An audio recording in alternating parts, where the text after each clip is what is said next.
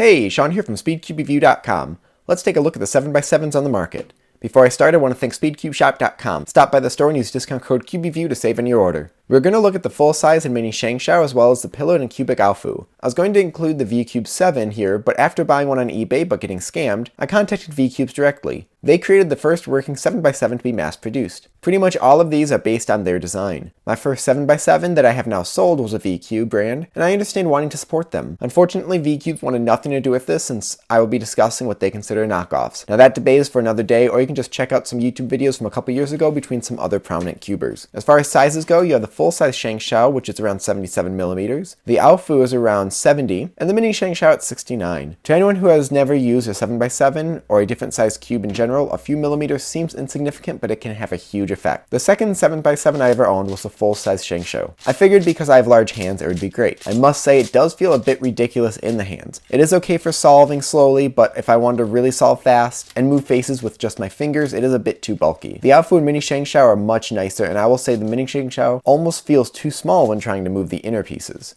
As far as speed goes, at first the mini ShengShou was much faster, especially after swapping springs in it, it became very nice. Both the AoFus out of the box seemed sluggish, but after a few dozen solves and a bit of Mara lube, it sped right up and it's just as fast as the ShengShou. Corner cutting is what you'd expect from any 7x7, and I've never had any pops in any of these cubes at my tensions. I don't keep them loose at all, and would rather have more stable feeling cube than one that might pop at any second. That brings me to the biggest point, the stability. The one issue that I had with the ShengShou cubes is that the inner pieces felt very flimsy. I could push the pieces into the cube a little bit, and although it didn't hurt the cube, and I'm sure many people like that loose feeling, it bothered me. The pillowed AoFu is by far the more stable of the four here, and is a very solid feeling cube. The cubic AoFu is a bit of a mix between the two, where it's not as loose, but it still can flex a bit. For stickers, MoYu ones are quite a bit more durable than the ShengShou, and the AoFus can come in stickerless. When just solving at home, I like to use the pillowed one. It adds a bit of variety instead of just feeling like a large cube that takes a long time to solve. If I was to compete, I would most likely use the cubic AoFu, especially because the 3x3 stage just feels slightly more fluid. Lastly, there's the price. The ShengShou cubes can be around half the cost of the MoYu ones. If you are new and do not know which one to get, but don't want to break the bank, I would suggest the mini ShengShou. If you have very large hands and possibly just want it for slower solves and don't plan on speed solving it,